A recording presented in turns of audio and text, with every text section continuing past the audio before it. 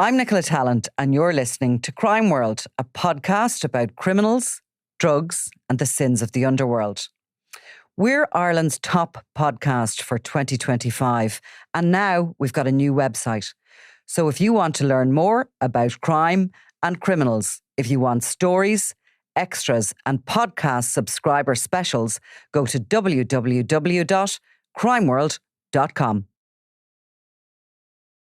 So, week 2 without Nicola. Mm-hmm. So, are you ready to provide some of the wit and sort of classy banter that she This is normally where does? you should say, are you going to provide more of your wit and classy banter? Could you not maybe go a little bit more South Dublin?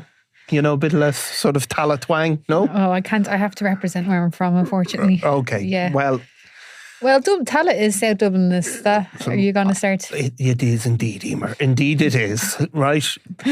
So anyway, it's been another busy week with Crime World, but probably of all of the stories that we've had on, there's huge interest in the case, which has been, I think it's been termed the Hennessy torture trial. Mm-hmm. And we had a number of dramatic developments over the week where the principal witness, a guy called Barry Moore, initially, he didn't appear for 2 court hearings. Then he was brought in late at night after being arrested under a bench warrant. Yeah. And then on today, he was brought into the court as the trial began after a number of months and a series of delays.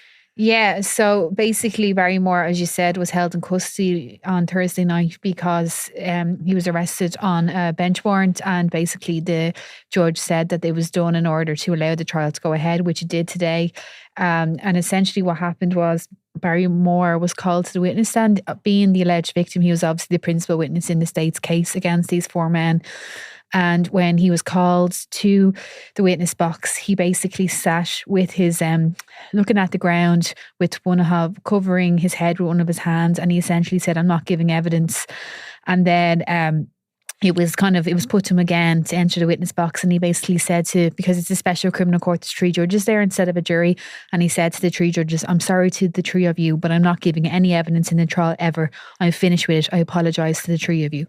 So at that point, obviously, we heard some of the background. We go into it in a bit, but basically, the central part of the case is that Barrymore, the state's case, is that Barrymore was tortured in a shed in the back of the Hennessy family home in Corduff. Yeah. And that ultimately he was brought to hospital and spoke to Gardaí. Yes. And ultimately gave a statement. Now, at this point, that statement is on the record, I suppose, is how you describe it. And anybody who's ever given a statement in any context will know that it's signed and witnessed and all of that. If somebody doesn't want to give that evidence in court or stand behind it, it can still be admitted. And we heard some of that he was that the prosecution is applying to have that statement admitted anyway. Yeah, exactly. So basically, when he refused to get into the witness box, the prosecution asked the court to allow these statements into evidence. He made these statements in February and March of 2025. Obviously, that's when the alleged incident happened. And basically, the court is going to sit tomorrow, Saturday, and is going to hear whether they'll allow this evidence in. We did hear Garda evidence about what he told them, but in relation to the actual statements that Barrymore made, the court's going to have to decide on that. And obviously the issue that they will assess, and we don't know, it hasn't been heard yet, but you can imagine, and we've heard these similar cases before where the defence will say, well, the statement is admitted, but they don't get to cross-examine the witness. Yeah. And obviously they will say that's, that it puts them at a disadvantage. Yeah. And obviously we've already heard on Thursday night when Mr. Moore was first brought into court, some of the evidence from the Gardaí who spoke about how he was in fear for his life, and there was concern that, for example, they didn't want him to be given bail. This is as a witness, saying that, there's criminal elements. He was at risk of criminal elements. Yeah. So the case finally opened. There's obviously 4 men on trial, 2 brothers, Jason Hennessy Jr. and Brandon Hennessy, and another 2 men who are not related to the Hennessys but are related to each other, Kenneth Fitzsimons and his son Dean Fitzsimons. What else was said in the opening statement? We heard kind of the basics of the state's case. Yeah, we did. We basically heard that he alleges that these 4 men assaulted Barrymore in a shed at the back of Jason Hennessy Jr.'s house, and that the group accused him of basically giving information to other people that were not friendly to the gang, to the group. And he basically said that he was branded with the words rat on it, that they heated a gas stove and then used it to brand his face and body. And Detective Garda Stewart Gleeson told the prosecution that he basically met Mr. Moore at Blanchardstown Hospital on February 13th, on the day of this alleged assault, that he had visible injuries to his face. He had burn marks with the letters rat on the left and right side of his face, as well as his forehead. And then he had burn marks on his stomach and back and arm, and that he was very distraught and in a lot of pain. Yeah, so, and some of these images, some of them were circulating at social media at the time. They were certainly very, very horrific.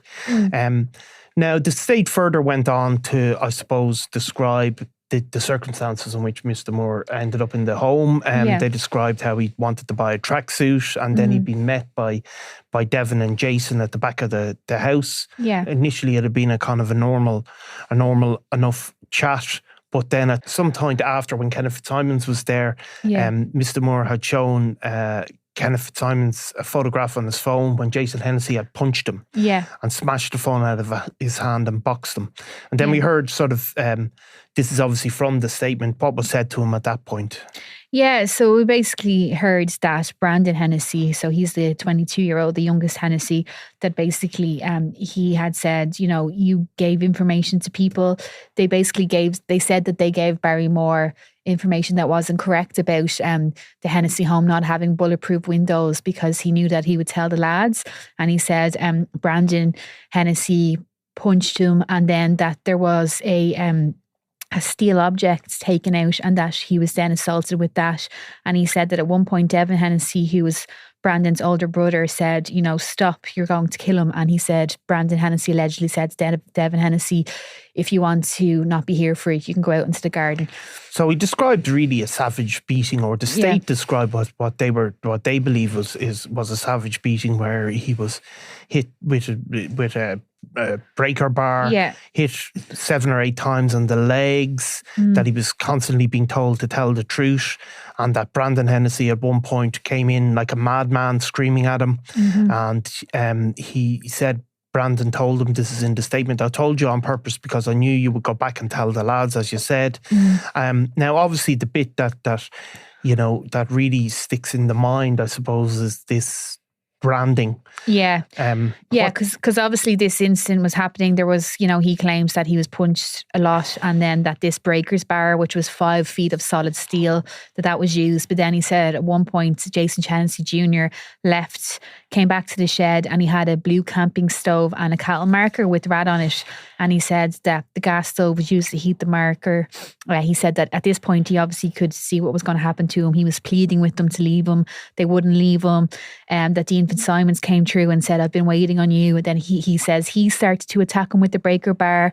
And then that he says that Dean Fitzsimons threatened to cut his ears off with a Stanley knife, that he waterboarded him then. That he thought he was going to drown, that he couldn't breathe, that he thought he would leave in a body bag. This was all said in the statement. Yeah, and he says then at some point, or we hear the court was told that he said, I kept saying I knew nothing and begging, let me go. And then he said Jason Hennessy took the cattle marker and used it on his stomach first. And Mr. Moore said, I was screaming. I never felt such pain before. I was pleading for mercy.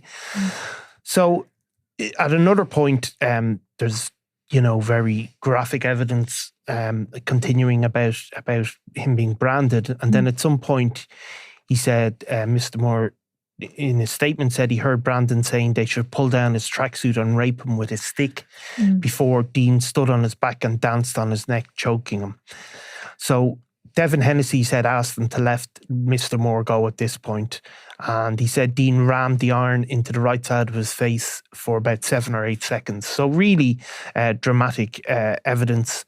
And then there's also evidence given of a follow-up statement. Obviously, people can give a number of statements in these sort of cases, and sometimes the guards come back. Yeah. And in the follow-up statement, it's described how Mr. Moore said that further threats were made against his family, basically. Yeah, so he said that after Jason Hennessy Jr. let him go, that he stumbled to his car, he struggled to get the engine going, then he went to his father's house nearby and his father called an ambulance. So he said that in the follow-up statement then that there was threats made against his father, that his father's house would be burned down, that there was threats against other members of his family, and he said that Dean Fitzgerald had threatened to get a gun and shoot him, and he believed he would be capable of carrying out this threat. Yeah. Now, all the men on trial have pled not guilty.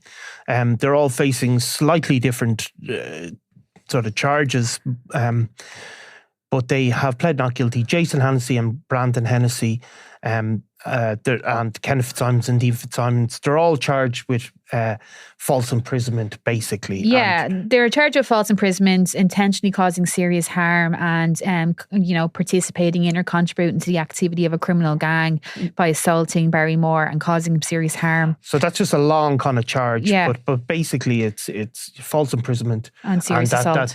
And that is connected with the operations of a criminal organisation. Yeah, exactly. Now, Jason Hennessy Jr. is facing a further sort of charge as well.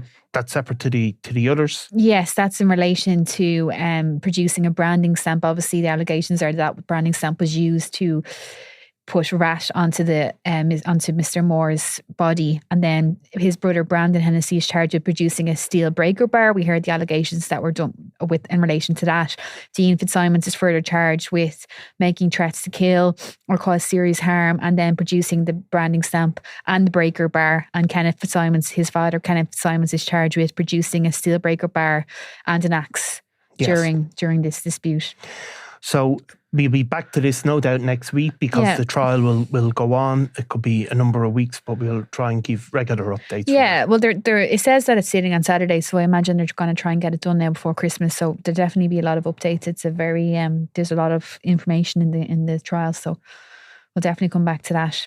So a guy who's through the other end of the justice system, I suppose, will be Nathan McDonnell, and people will remember this case because I suppose it was again one of the bigger trials of recent years. Nathan McDonnell was he owned the garden centre in County Kerry. Yeah. He was a kind of a well-respected businessman was what he was being described as. And so when he did get arrested, and he was kind of a social figure in Kerry, very glamorous wife, young guy, regularly appeared on TV, was involved in the horse racing business. So when he appeared in court, there was huge interest because he was charged in connection with the biggest crystal meth seizure in the history of the state. Yeah. And during the case, it emerged that seizure had links to the Sinaloa cartel, the biggest narco trafficking operation on the planet.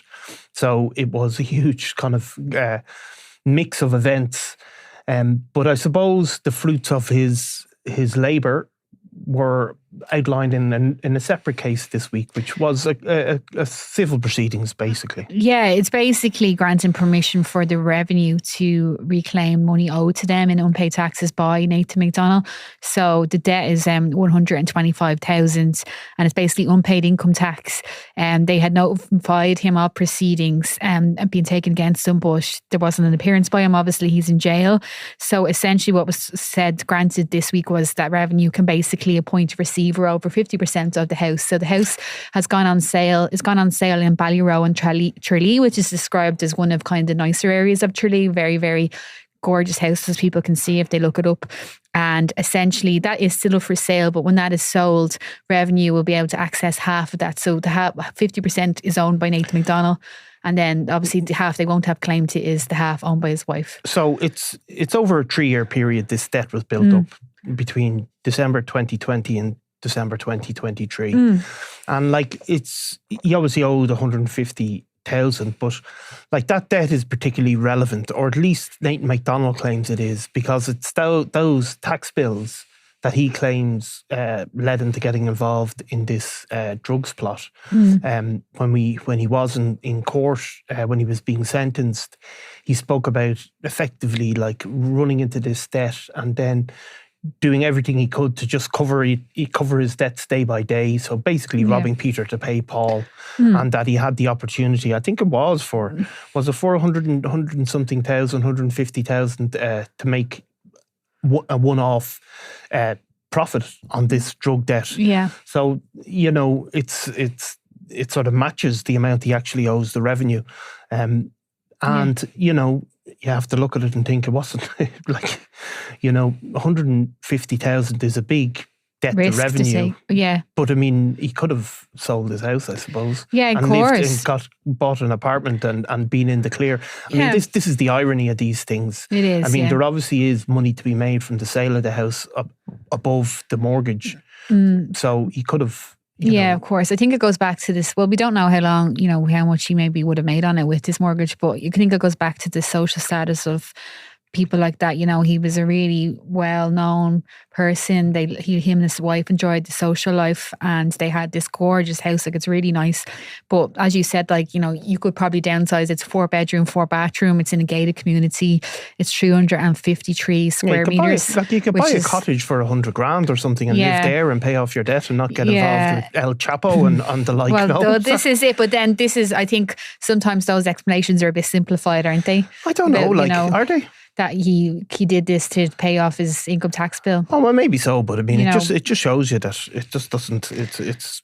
But that's my point. You'd question whether it's about more about that. It's about did he just want to make quick money, and when the shit hits the fan, then he kind of says, "Oh well, it's because I had to pay my income tax bill." You're allowed to say shit on Crime. Well, I am. Yeah. Well, you said I had to. You said I had to be Nicholas, so she's allowed to say what she wants. So she says it with a little bit more class than that. Niall, people are starting to see the real you now. Go on now. No, you said shit in a very classy way. I take it back. Well, I think you say, or you're not allowed to say. Remember I was saying the F word that way, and you said you can actually say. But that was repeating evidence in court. We will come to because I do have another opportunity for you to say the F word. No, you don't. Okay. I'll let you off. I think shit's okay. Well, speaking about. No, yes. Speaking about getting into shit, right? Are we finished on that one? Because I had something else to say. No, I was just saying. So this week, obviously, what happened as well was that the revenue, because I think this is an interesting point, is that basically the reason why revenue were looking for this court order was because basically they said that they're worried that when his house is sold, and it's still, Patrick O'Connell has reported on this case a lot, and I was asking him and he said that it's still up for sale. So it's been up for sale for quite a while now, but revenue were basically concerned that when it is sold, if this order isn't in place, there's going to be an attempt to liquidate the assets and basically prevent revenue being able to collect the tax. Yeah, money. And they reference the fact he is a convicted criminal and a dishonest character, which is interesting, I suppose, that's the epitaph that he's left with. Exactly. Well, speaking of, I suppose, character and honesty. Yeah. We did have one. Now, this is not a crime as such, but it was a case that came before the high courts to do with a young couple. And if there's one guarantee in in digital publishing stories that are going to do well, it's compo claims that go awry for the claimants, isn't it? It is, but I think it's particularly when there's colourful images and videos to show them doing what they said they couldn't do. Which seems to be an amazing thing. If you're going to put in a claim, just put your Facebook page on private for a few months, no? Well, yeah, but this was actually used as part of the evidence on their defence, and we'll go into it now. Okay, basically, they said she was only 18, so she maybe have been, that was why stuff was up on social media. Essentially, this couple, so they were a newlywed couple, and they were on their way to, so Arthur McInerney and his new bride, Mary Marie McCarthy, they were on their way to Dublin Airport for their honeymoon, and they were in a chauffeur-driven car. Bentley. A Bentley, yes. And it was basically struck by another car, which was accepted, but basically they put in claims for, I think it was 120,000 each, because that's the High Court. Each, yeah. So that's kind of, I mean, doesn't mean they'll get that, but that is the kind of the maximum value. Yeah. So essentially they said that they were left with, really kind of bad injuries from the crash, that they had a back injury, that she injured her forehead when it slammed against the window in the car. And essentially this week they withdrew the claims, but they withdrew them after evidence was produced basically of them on their honeymoon. So they were on the way to the honeymoon when this crash happened. And essentially the photographs are of them, you know, in a water park. They're on a safari journey. There was also photos produced of Mr. McInerney and Klein Kirkpatrick very shortly after his honeymoon. There was also evidence given in photos of them on their honeymoon, and it was said, you know, there's no mark on your forehead, because the girl had said that she had a mark on her forehead, and she said she covered it up with tan, which might be believable because she does look very, very tanned. She's obviously she does look very tanned. And it was also said about how they basically really, really dosed up on painkillers, and that's how they got through their honeymoon, and that's how they were able to do these activities despite having a back injury and other injuries. And essentially the claim was defended on the basis that it was accepted that they were struck by another car, but it was defended on the basis that it was a minor accident and it could not have caused the injuries they were saying it caused. So essentially this all was said in court, and then their lawyers got up and kind of said, well, you know, these images might be on social media because she's 18, they're very young, and, you know, they were on holidays and they were trying to make the most of it. So the judge basically said that from the photo taken on the first night of their honeymoon, there was no sign of a mark to her forehead. That's when she said about the fake tan. She said she had tried to ignore her difficulties. And then basically the couple said that she had not known of the online photos presented to the court and felt that age would have been a factor in the social media habits of the bride because she was only 18. And then basically the judge says that social media could be used to trap witnesses, and they felt they should consider their position and have legal team consult. And then shortly after then they came back and said they were withdrawing the claim. Which is what happens quite a lot. And then obviously the case has been in the High Court probably just one day, but there have been months and months of legal exchanges on both for both sides. And do they have to pay that then? Well, that's you know, then that'll be between the parties, and it's whether, you know, the insurance, the legal team on behalf of the insurance company go and seek their money, but they absolutely possibly would be entitled to. Sometimes everybody walks away. You know what I mean? Yeah. And it depends, of course. They are a very young couple. I mean, very young. Very, getting very married, young. one of the more younger couples to be married. He's, I think, 21 and she's 18. So they may not have a lot of money. They may, despite getting Bentleys to the airport and things like that, I wouldn't imagine they're particularly loaded. No. So it's whether it's in the interests. But it's, again, it like every single week, there's somebody getting caught out by video on a compo claim, and for that to come back to haunt them. Now, a sextortionist, her digital communications have also come back to haunt her on a regular basis. They have, So this is a woman that we've featured. Claire Carruthers is her name. I think did she run a beauty salon or something like that? She was. Yeah, I think so. She's quite glamorous. Again, social media is haunting her because there's photos of her looking very glamorous, and then she's kind of, you know, obviously it does add to a story when you can see these photos, and then obviously the headline, sextortion allegedly harasses ex-husband again.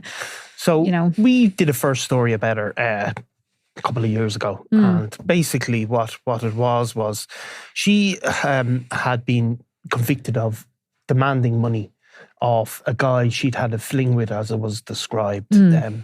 He had been laying her carpets in her home, and he was a married man. I think he was married 20 years or whatever. Yeah. And they'd obviously met in that context, and that's all agreed. Yeah. It's agreed they had some sort of sexual relationship. That's agreed. It's agreed that he didn't want to continue it. That's agreed. And it's agreed that there was some money looked for. The ins and outs, not to be blunt, of what exactly happened, they vary from party to party. They do. But his story basically was that she asked him to clean her carpet. She said there was a coffee stain on it or something. And then I think she said fake tan. Fake tan, was it? And then he said, send me a picture of it. And she sent him a picture of the fake tan stain with her in lingerie. And being a man, his sort of general take on it was, like, how could one Like, how could he resist it? It's not, so she's pursuing him, and so he doesn't have will of his own. Stuff like that, right? So he then had he said they had a couple of nights of a drunken fling, and that was it. And he didn't want to pursue it, and he went away on holidays with his wife. And he got somebody texted him on a sort of fake social media page saying, "I have pictures of you." Yeah. With this woman or whatever. Yeah. And I want $2,000, and he got panicked and paid it over. Yeah, because this was the thing. So she had said in court, because obviously, so Stephen Moore had the story originally, and basically she said that she blackmailed this former lover for £2,000 because she'd been pursued by a married man who later dumped her after a long relationship, in her opinion. And basically she said, I'm going to use a bad word again, Niall, okay? Is that okay? This is coming, she said she was fed up of being fucked over by men. So that was obviously the original story said in court. And then after this story, the victim approached Stephen and he did an anonymous interview, and he said that was not true, that they had, as you said, a couple of, I think it was a very brief fling, and that she took this footage of him when he was drunk in a car and had fallen asleep and didn't know it had been taken, and then she blackmailed him. And he also said, when you were talking about the carpet incident, that it was a speck of fake tan. He claimed she had said, I covered, my carpet in fake tan and it needs to be cleaned. And then the image was of her in lingerie, but that there was only a speck, and that his friends could see, like he opened it when he was with his friends and all this kind of thing. So basically, she got kind of dealt with, I think she got a suspended sentence initially, and the judge had a sort of degree of sympathy. It was in Downpatrick Crown Court up across the border, and it was said that the judge said at the time that he was treating her leniently because it was clear that Carruthers, the woman in question, was falling for a married lover who had misled her about his own relationship with his wife. That was what was said in court. Obviously, that's disputed. So she got a probation and 100 hours community service. But she was back in court again afterwards for a case to do with her ex-husband. Yeah, so basically she was convicted of the persistent and proper use of a telecommunication network, which is basically, using her phone to harass someone. So it was, it was her... It was her husband, ex-husband at the time, and she basically wouldn't leave him alone. And the judge even said, a 36-year-old woman behaving like a 13-year-old schoolgirl.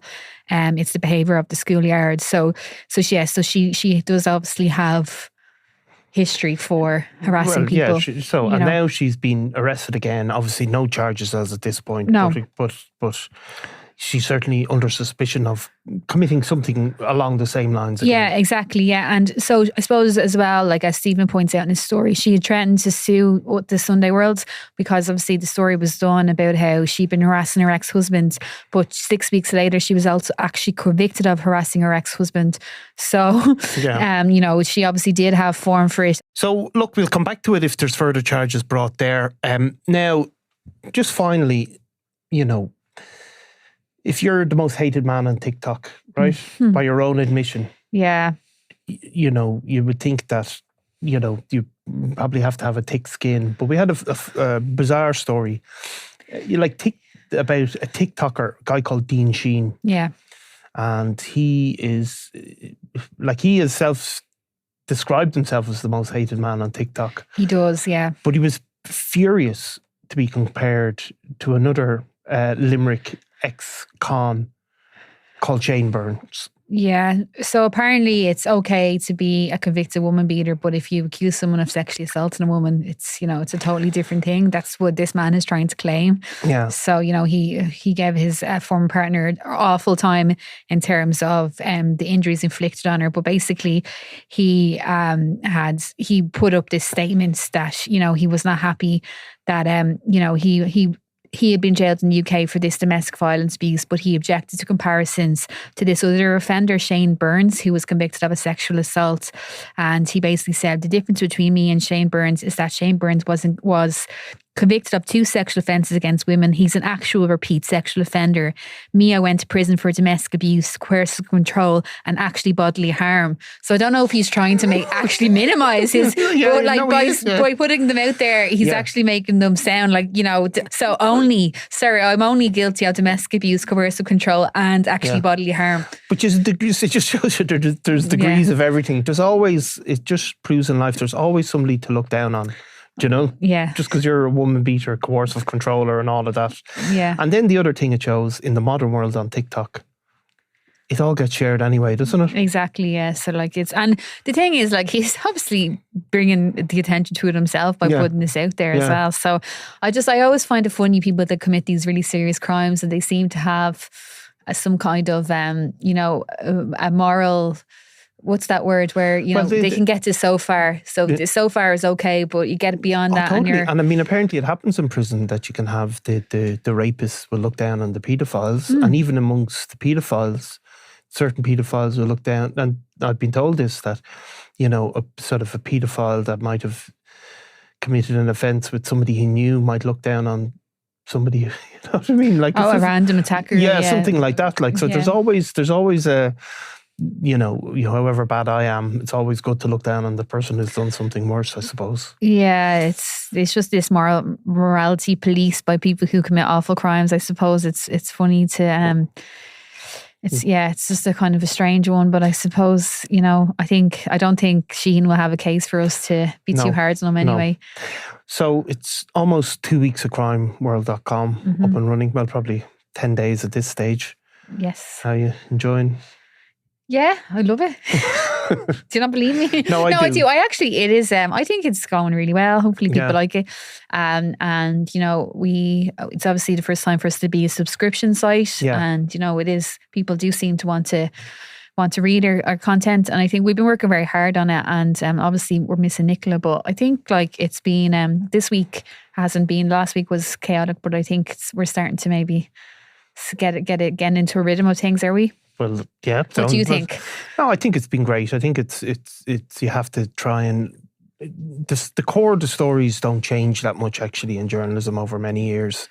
Like over the decades, the basics of them are still the same. It's finding something that people don't know about already, you know, or getting somebody to speak on the record that people haven't heard from. But it's just, it's the internet has changed everything. Yeah. So we're on here talking in a way that we wouldn't have been before. But it's also the digital way of telling stories is different, but the core of it is the same. So it's a good challenge, and it's good to do new things. And it is. It's nice to do 60, 70 hour work weeks, isn't it? Yeah, it is. Yeah, and we don't complain about it at all. Absolutely not. You have a 3-day weekend coming up now. Do I, after doing 11 days in a row? But nonetheless, come on. Well, you're off on Sunday. Let's you're not, like some, yeah, no, you'll deserve it, Niall. Of course I do. You deserve your few days off.